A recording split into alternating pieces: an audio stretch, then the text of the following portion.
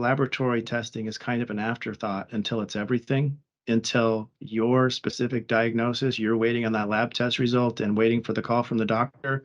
Welcome to the Health Science Coach Podcast. My name is Drew Garner, and I'm a health science and physical education teacher.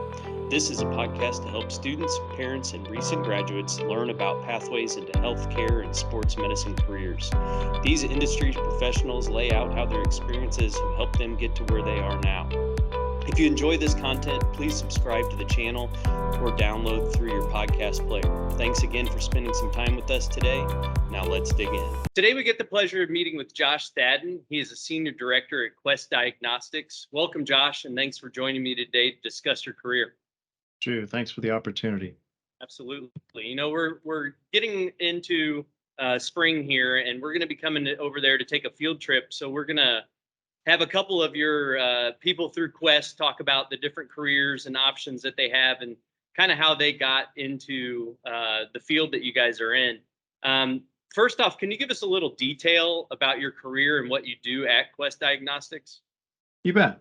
So right now, my role at Quest Diagnostics is a senior director of patient services for the Great Midwest region, which is the 20 states in the middle of the country. And I'm in charge of our phlebotomy team, who works in our patient service centers and in our client doctor offices.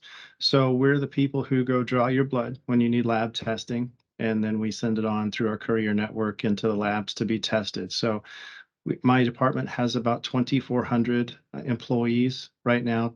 And a big part of what I do is making sure that we're operating efficiently and optimally and creating a great work environment. So how I got here, I started out in the Navy after high school. Okay. And, we can get into this a little bit later, but I took a real non-traditional path.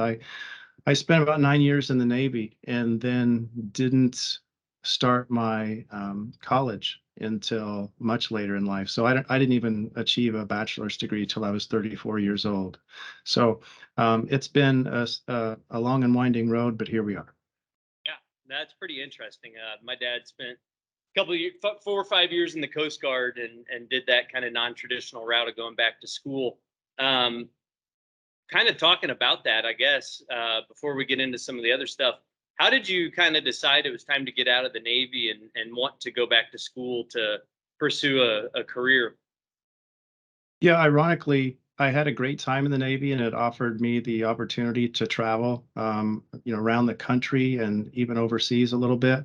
And as I got out of my 20s, I was seeing that, okay, I'm going to need a college degree at some point. And back then, it was difficult to find online education. That's much more available nowadays. And that was really part of my decision to get back into the civilian world. I figured I could do pretty well, and I enjoyed the time in the Navy and highly encourage anyone to consider that route as well. But for me, it was just time. Okay. Yeah, that's interesting. Just kind of deciding that that's what you were wanting to do. So you said you were in charge of all the phlebotomists and about 24,000 people employed there. When we talked to Mr. Hughes, he said that there's about 150,000 tests being run through there a day. Out of that, how many would you say are blood draws and tests through your department? About half of it comes through my department. Half of it's collected directly by our clients. And so it's about 50-50. Yeah. And then so a typical week in the life or day in the life of a phlebotomist, medical service tech there, what does that kind of look like? Like when the blood comes in, what are they doing with it as far as testing goes? And what are some of the types of different tests there's a bunch of different blood tests, but what are some of the different types of tests for blood testing?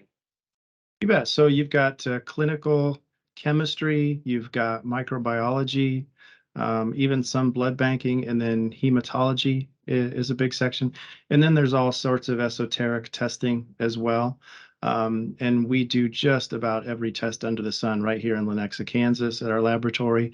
If there's anything highly esoteric, we can send it to a couple of our esoteric labs, one on the East Coast and one on the West Coast.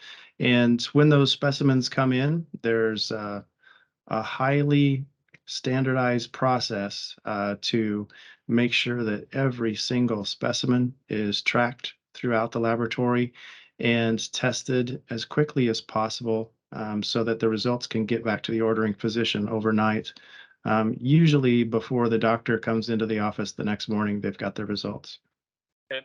And that's for all of the states that it comes in that fast. I'm assuming, if somebody not in Kansas was going to the doctor and getting blood drawn for a type of test, it may take a day or overnighted to you guys to get the testing.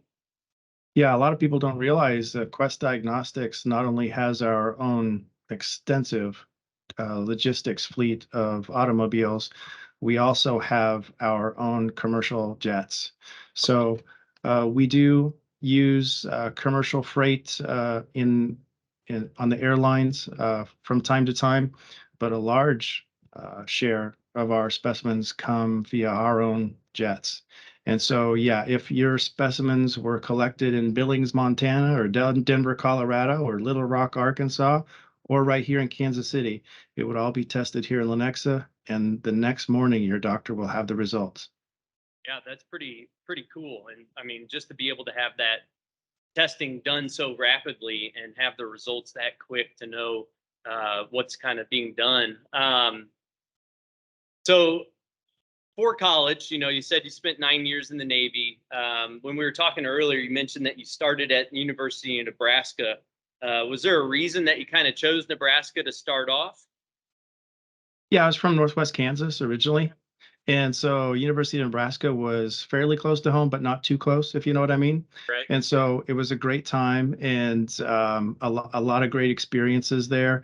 And as I became more work and career focused, the option of finishing online at Bellevue University became more attractive to me and more feasible. And, ironically, when I got out of the Navy, which is a big transition into civilian life, um, I found myself really enjoying the laboratory field more than I had even in the Navy. And that led to some early success. And I had to make some choices between committing to that education and deferring some career opportunities to make sure I finished my education first, because it was really a decision of, do I want to commit more time to this promotion, or do I need to take a step back here and do my education first? And that's what I ultimately chose to do. Being able to finish online, while working and doing your career, that was kind of interesting. I did notice you say you enjoyed the medical lab science type stuff more than you did when you were in the Navy. Was there something that you did in the Navy that kind of was medical or scientific, or were you doing more just hands-on boat type stuff? I got some really good experience in the Navy as far as working in large hospitals and also working in small outpatient clinics. And I really enjoyed the opportunity. That was my first opportunity north of Seattle in Everett, Washington, where I was able to draw a patient's blood and then take that blood around the corner and be the person who tests that blood on the instruments. And so I got to see, the symptoms and then the results at the same time. And it was a really good learning experience. And one of the reasons why I enjoyed the civilian side much more is, as you can imagine, working in whether it's a small county hospital or even a larger hospital, you get to see a lot more clinical symptoms than just your standard military folks who are generally pretty healthy. And so part of my experience in the civilian world, working in the laboratory, was working in, say, emergency rooms and being the weekend night lab tech who would go grab the specimens and collect those from someone who's in the ER, not having their best day of their life, and then go seeing those results. And it was quite an eye-opening experience, not only to see the correlation between symptoms and results, but also to see the different patterns of test ordering from different physicians based on similar symptoms. So it really gave me a really good education of how the lab field works and how important laboratory medicine is to patient care. Yeah, that's really interesting. So then, once you got your degree from Bellevue, did you go straight to work, with Quest, or was there a couple stops along the way? Yeah, I got my bachelor's from Bellevue and then wanted to continue on right away into the master's program Okay. there. And so that's where I took the weekend night job in at a small county hospital in Western Iowa and had a fantastic experience there. And then once I finished my master's, and then I joined Quest. Mhm. Okay. Yeah, that's pretty cool. Um, so with that master's, it's in healthcare administration. What are some of the like classes, I guess, that you take as a part of a healthcare administration? And what are some things that students could get involved in while they're getting their master's, like clubs or programs that would help them along the way?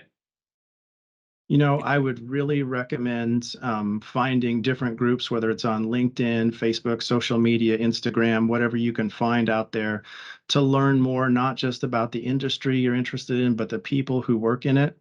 And, so often we see new employees apply to Quest, and the first place they heard about us was as a patient, and they became interested in what went on behind the scenes. And so they asked one of our phlebotomists, what's it like to work here? And we find often those are some of our best candidates, just through word of mouth. And people are passionate about the science part of the medical field. But I would recommend getting to know anybody in your community who's either a nurse or a doctor, and then asking them a few questions and see where your interests take you, and they'll help you. So many people in the medical field are in this industry because we enjoy helping people. And so that's a nice, usually a nice lead into somebody who can really help you with your career interests. Yeah, I completely agree with that. A lot of people that I talk to during this podcast mention, if you like helping people, it's a great field to be in. It's something that is really interesting, and I think if I wasn't a teacher, I would definitely be in the healthcare field in some form or fashion. Um, so, working at Quest, starting off, you've been there for over 10 years. Kind of started off as a field operation manager, senior director, um, field operations, and now senior director of patient services. Over those 10 years, what kind of helped you move up the ladder and move through those steps and the process of continuing working there? And I'm assuming that you absolutely love your job to be able to be there for that amount of time. And it seems like a lot of the people there kind of stay there for a while. Mhm. That's a great question. And the only honest answer is, when I joined Quest, I moved to Cleveland, Ohio for my first position with Quest. And I was immediately struck by the level of talent and the skills that my coworkers had, whether it's financial acumen or IT expertise or management and leadership. There are so many people at Quest who are so willing to help mentor and guide new young leaders into the company that I quickly realized that my education was just beginning. And I began to learn directly and indirectly from some of the most talented leaders at Quest. And so I have to say, honestly, the reason I chose to stay and still here today is that I'm still learning and still being developed. And I get a chance to pass on that development and that knowledge to others. That's really gratifying. Yeah, I really like that a lot. As a health and PE teacher, kind of being able to do that same sort of thing to the high school age population, and being passionate about sports and health myself, it's something that's really important. Of, like you said, the leadership and the capability of, helping those people that are just starting and getting developed. If someone was interested in becoming a medical laboratory scientist, why should they, like, if somebody hears about this in high school or maybe early on in college, why should someone pursue a career? Yeah. I can tell you that a lot of people coming out of school, um, I find are very passionate and very driven. And other times they are just more focused on having a stable income or having a stable, job security. Quest as a company fits all those boxes. And if you're interested in becoming a medical lab scientist, we have people who can help you with that. And in fact, here at the Lenexa laboratory at Quest, we just entered into a new partnership with St. Louis University, who helps students become a medical laboratory scientist. And most of the curriculum is online. There's just a few visits to our lab where you do some practical weekends during the program. And if you've got a few college credits under your belt already, it can really be accelerated. So encourage anybody who's interested in that. You can text the word Quest, QUEST, to 31838. And we got barcodes and everything we can share with you, links to get you more information to that. But it's an excellent opportunity to learn more. And like you said, hey, make some field trips here to the lab, arrange some visits, and you get to see the real world. But the reason people should choose medical lab science as a field, it's growing. The need is growing. A lot of medical laboratory scientists are retiring. They're of the age that now they're ready to retire. So there's just plenty of job prospects, stable jobs, good paying jobs, and really a nice work culture. So many people coming out of school want to look for a good job and hopefully find a good company, but they might not appreciate the culture that they're getting into. And that's why I've stayed 10 years. It's just an amazing group of people who are interested in doing the right thing the right way and making a better product and giving great world-class service to our patients. So it's a great place to work. Yeah, having that culture, I think, is a huge benefit as a part of a business and a big company like Quest. Do you happen to know, like you said, it's a really growing field, and a lot of people are starting to retire from their careers. Do you know what the growth percentage is around right now for medical laboratory scientists? I haven't looked at the latest Bureau of Labor Statistics data. I know that it's growing quickly because and not only are the retirees leaving the workforce, but also there's an awful lot of growth in the industry specifically. And I'll give you one example. So 70% of medical diagnoses involve a laboratory test result. So before your doctor can tell you what your prognosis or what your diagnosis is, they're going to run at least one test and usually several. Now, the key here is that less than 1% of all healthcare expenditures in the US are for laboratory testing. So you can see the tremendous value. And everybody knows about, oh my gosh, we had a pandemic and COVID-19 testing became, central to Right. the country and our ability to function as a country. It's only one example of how I like to use the example laboratory testing is kind of an afterthought until it's everything, until your specific diagnosis, you're waiting on that lab test result and waiting for the call from the doctor. Um, we've got so many different phrases for expressing that. We're empowering better healthcare. We're, powering affordable care. And there's a lot of different ways to say it, but the tremendous value that the laboratory science field offers our medical field is one reason to get involved because it's gonna continue to grow. I don't know what the specific percentage is right now, but it's growing.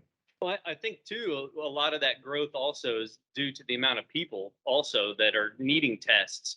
And with more people in the world, there's going to be more tests being run and more lab tests need to be gone through Quest. Now, when I think of a medical laboratory scientist, I kind of think of a person in a, maybe a nurse's outfit or, some sort of scrubs sitting behind a desk, watching all these machines run by and looking through it. What does that kind of look like inside the lab where they're doing the testing? A lot of it is automated nowadays where the human involved, the medical laboratory scientist, is watching and monitoring results and using their experience to notice outliers or notice something that's askew or isn't quite where it should be. Um, It's amazing, the technology. The Lenexa lab here is undergoing a $42 million renovation to implement automation on a grand scale. And that's while it continues to function as a full service laboratory 24 hours a day.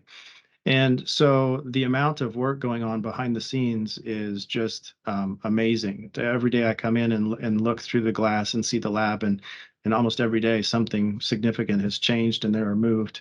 So there's a lot of work going on, but honestly, there's a lot of thinking involved. There's a lot of training, and there's a lot of experience that's required to develop that kind of acumen to notice when something isn't quite right. And we've got some amazing computers and instruments to allow us to do that on a high volume basis.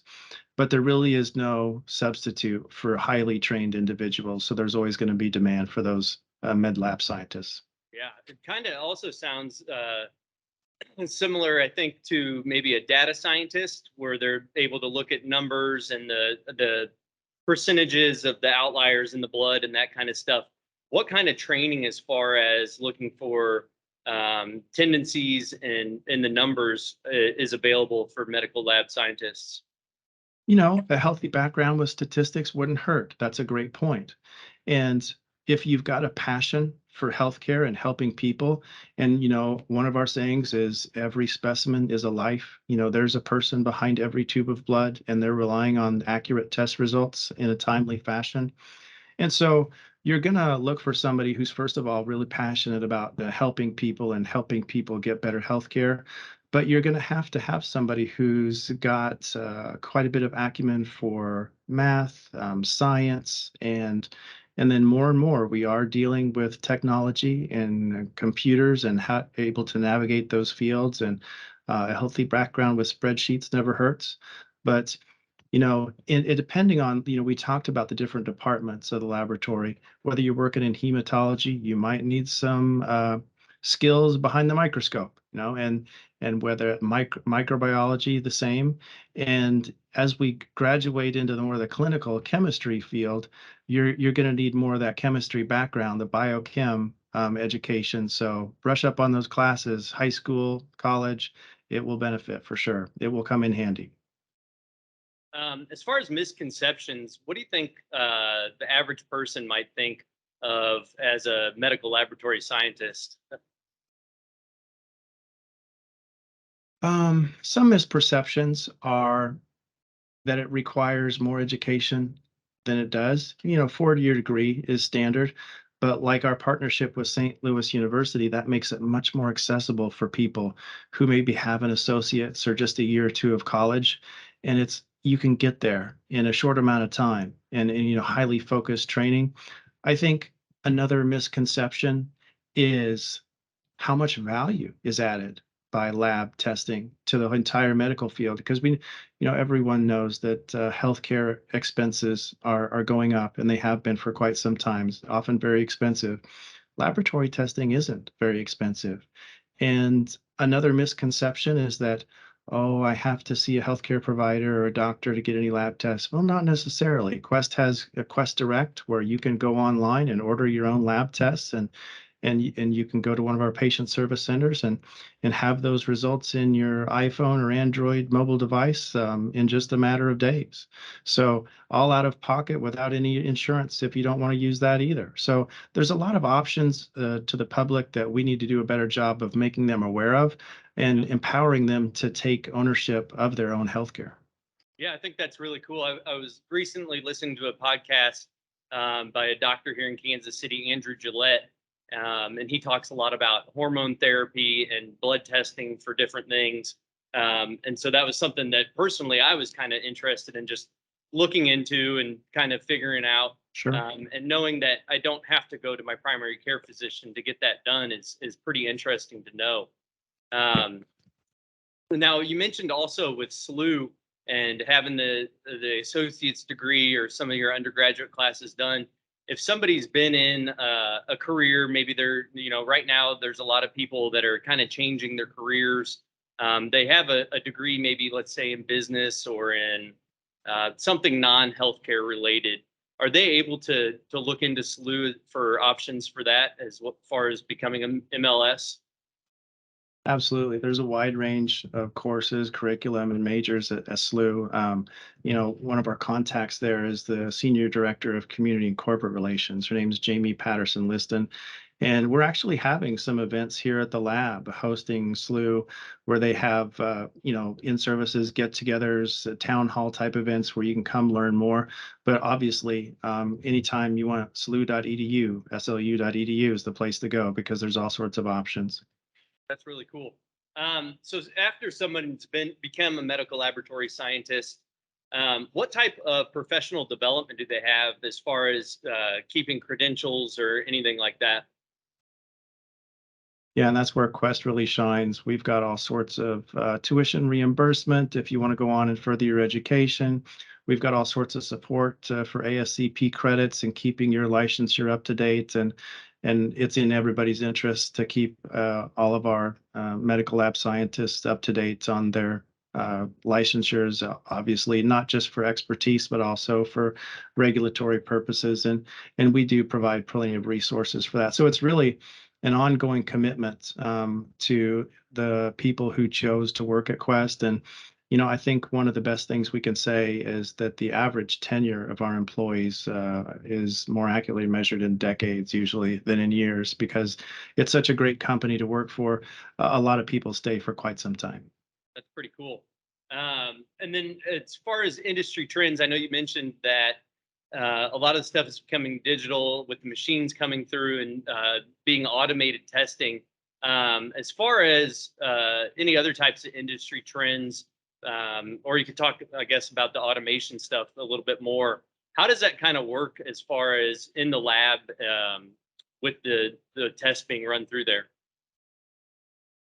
You know, in some ways, Drew, you'd have to see it to believe it. If I don't know how I could explain it other than RFID chips and conveyor belts and little tubes of blood. And if you type in a number into a computer, it can tell you wherever that tube of blood is at any given moment. It can tell you what tests have been run and what lab results have been achieved on that.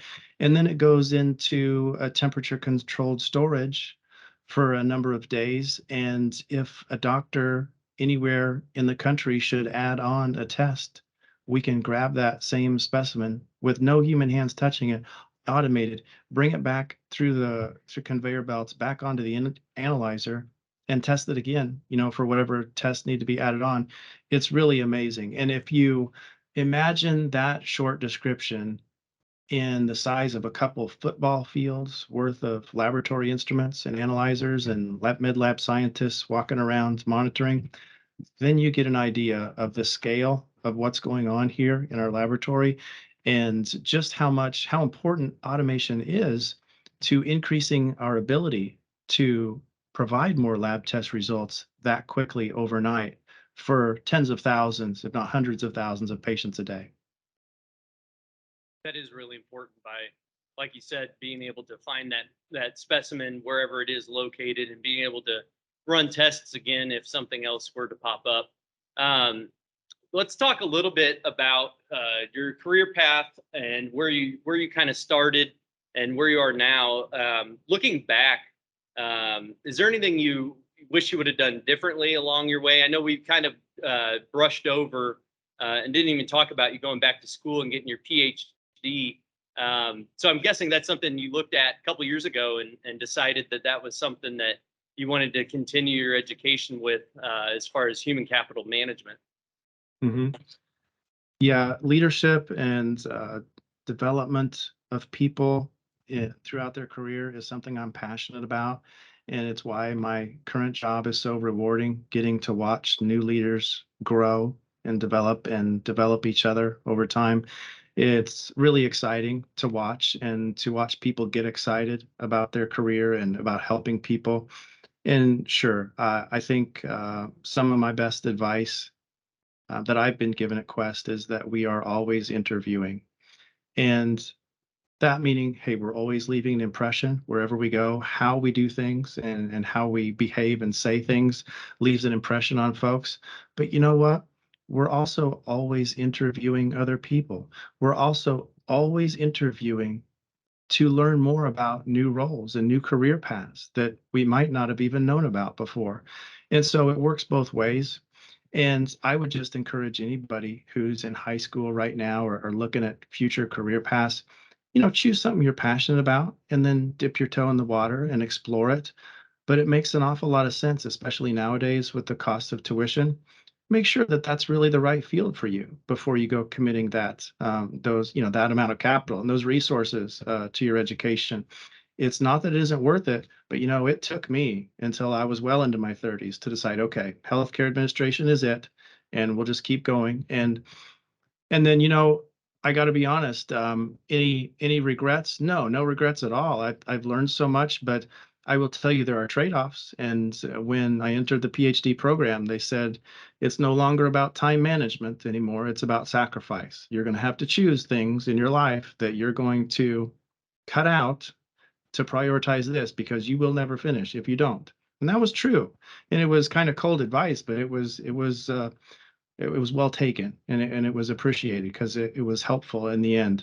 Now, like I said, I didn't even get married or have kids until just a few years ago. So, after being in the Navy for a while and, pushing off my education and then finally going through the PhD, I finished my PhD about a year after I got married. So, to all of those people out there who are raising young families, I admire the sacrifices you're making because I can't imagine trying to get a PhD at the same time. I don't think it would have happened. I don't think I would have been successful.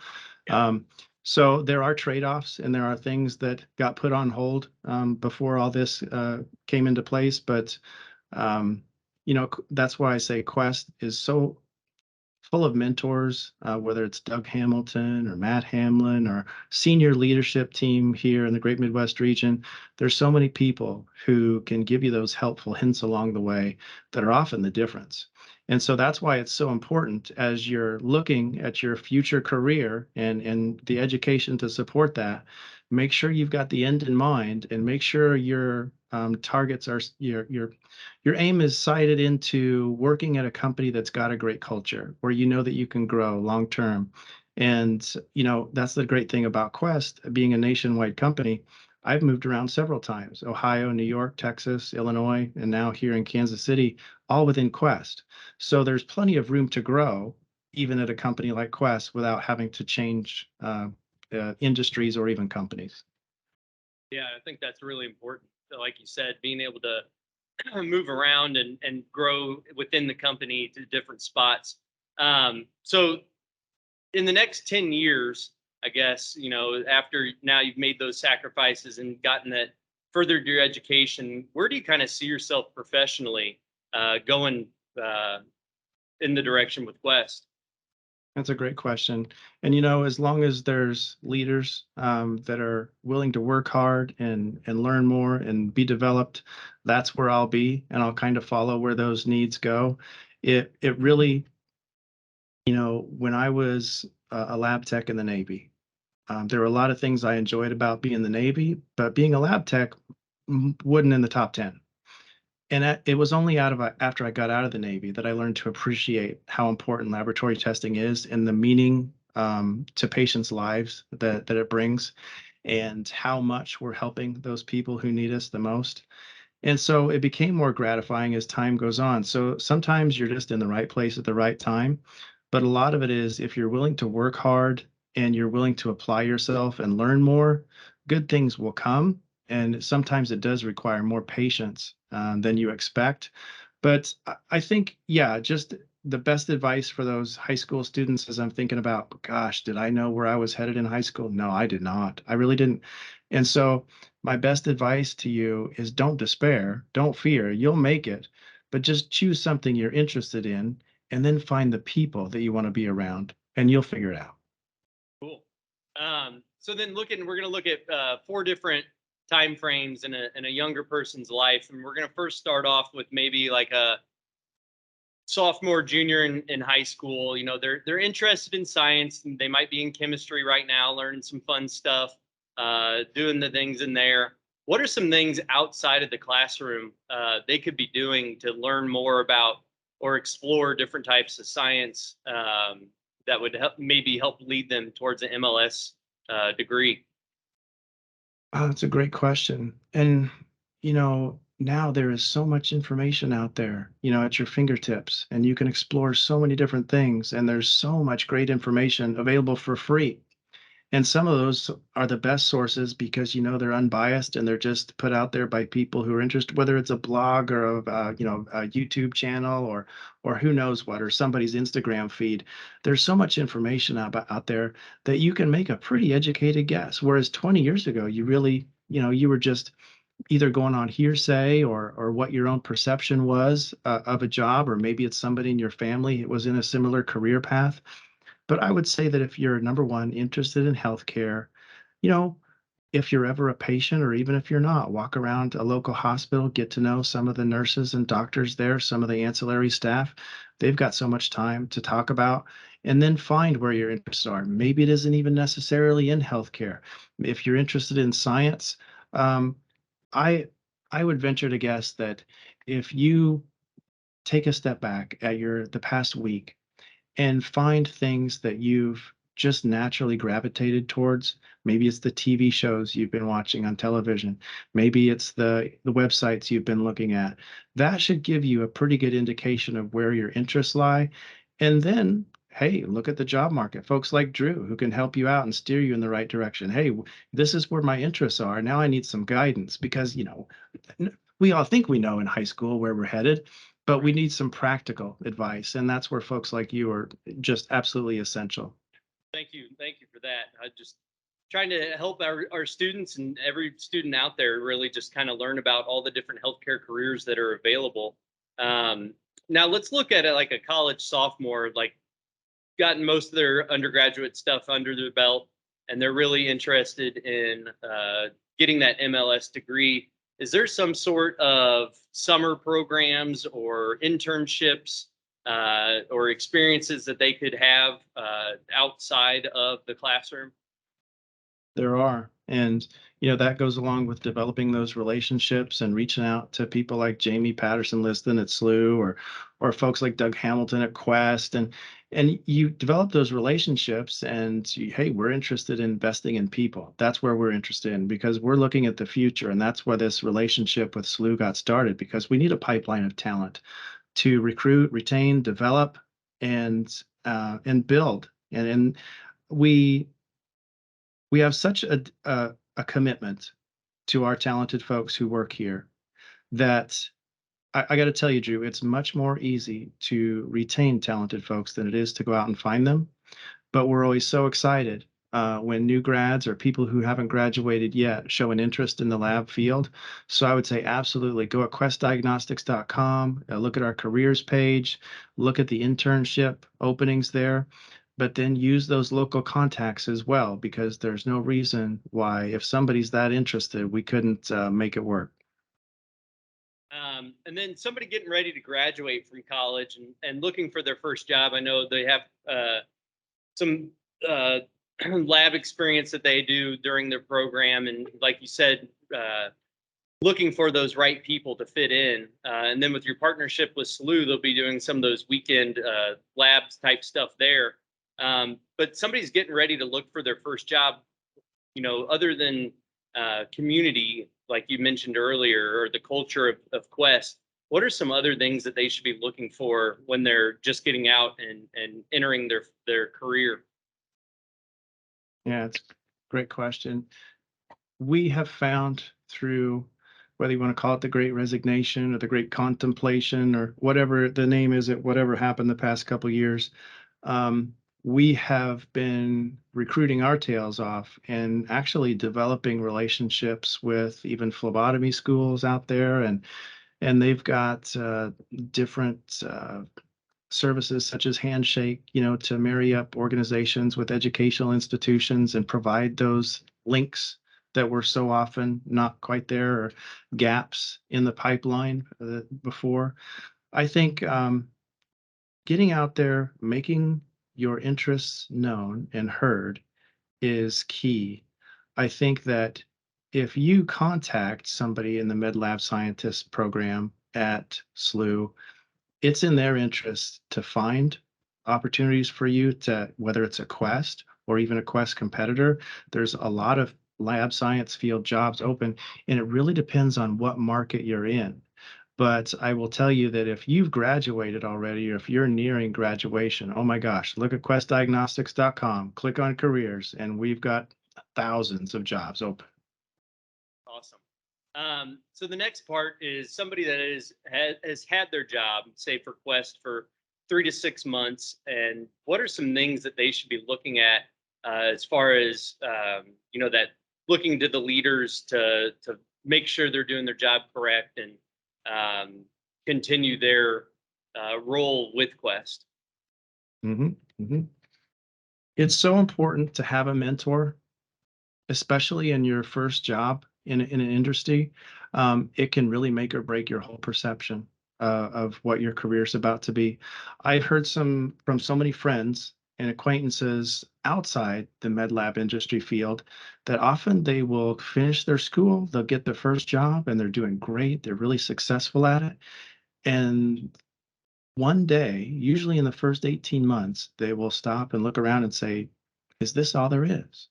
This isn't, I'm satisfied, but is this really all that there is? Isn't there more to it than this? And that's where a mentor can really come in handy to shape that view and to see the long road ahead and how to get there and the waypoints between, and give you, firsthand examples of what they went through to get where they are and what things were most helpful.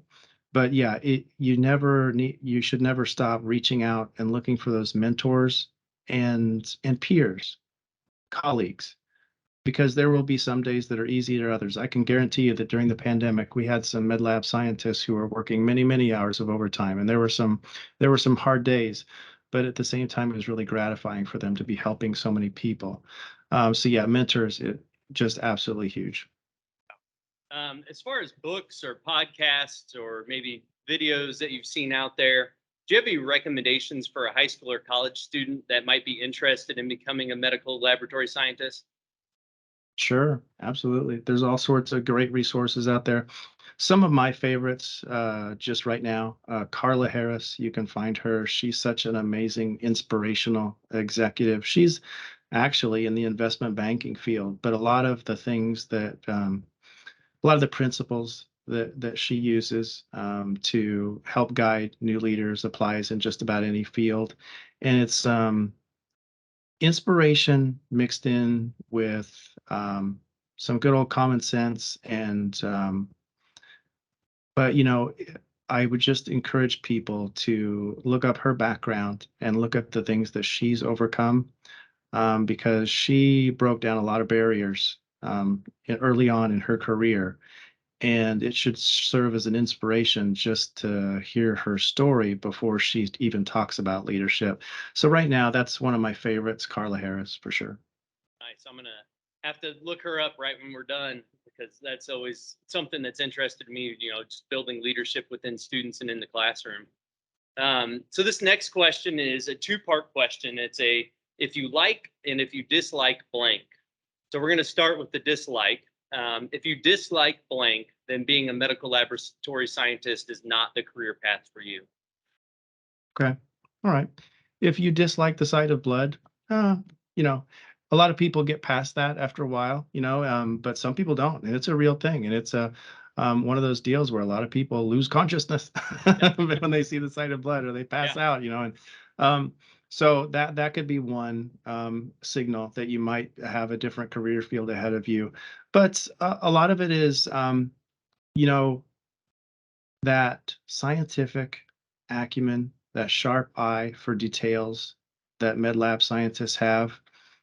If your personality profile is a little more freewheeling and, if you dislike routine, that might be a challenge for you. But I will tell you that I'm not one of those people who's typical lab tech personality. Um, there's a lot of people who enjoy the methodical attention to detail and excel in that environment. And those are often very successful long-term med lab scientists. So Yeah, sighted blood would be one, but then if you require an abnormal amount of change, like hour by hour, that might not be the right field for you as well. Inside the laboratory, the technology changes all the time, but it's Right. really the sharp focus that is helpful. Okay. And then second part of that is if you do like blank, then this might be the right career path for you. Yeah, if you like helping people, if you like biology, if you like medical science, if you like healthcare, um, and so often, Drew, some of the people who overcome amazing obstacles to get to be a med lab scientist were someone who had a relative or a family member or close friend who had a diagnosis, and the lab testing helped them, and so it's really personal to them, and they understand the value behind it. um, that can really help. So if you like those fields, and if you like the attentiveness to detail, and if you like the science behind it, yeah, it's probably going to help a lot. Think that personal experience of having someone with a test coming back and waiting on that and seeing that we recently went through that with my dad with some cancer over the last summer. So yeah, that is definitely something that made it possible for us to understand what was going on with him. Well, I have a Sorry to hear couple that. more questions. Yeah, he's doing great now. He just sent me a text saying that he got done with his 20-mile bike ride today, so he's happy That's great. and enjoying it. That's great. Couple questions for you. Do you have a quote that you kind of just live your life by that helps you with leadership or there at Quest? Hmm. Oh, I would say in this role, it's the poem "If" by Rudyard Kipling, and if we can call that a saying. Yes. We don't need to go on. It's kind of long, but we don't. You can look it up. But it's applies a lot, and it has a lot to do with caring for people, not taking anything for granted, seizing the moment, making sure that you apply every amount of effort you have, and treating everyone, um, whether they're someone you've never met before, or your best friend, or the highest ranking person in your company, or the newest hire you have, treating everyone with respect and dignity, and then persevering. That "If" by Rudyard Kipling is important to me. Yeah, I'm gonna look that one up too when we're done.